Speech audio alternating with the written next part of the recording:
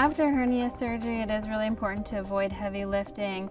I also recommend avoiding activities such as pushing, pulling, or straining too much. And anything that's actually causing pain at the site of the hernia repair are activities that should be avoided. There's other activities that I really encourage. Walking, for example, is very good for patients after surgery.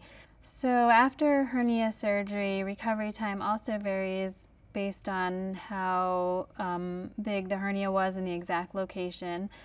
For a straightforward hernia, such as one at the umbilicus or in the groin, you could be back to work in about 2 weeks after surgery. I generally tell my patients that the first 1 or 2 days after surgery are the worst, and then things get gradually better after that.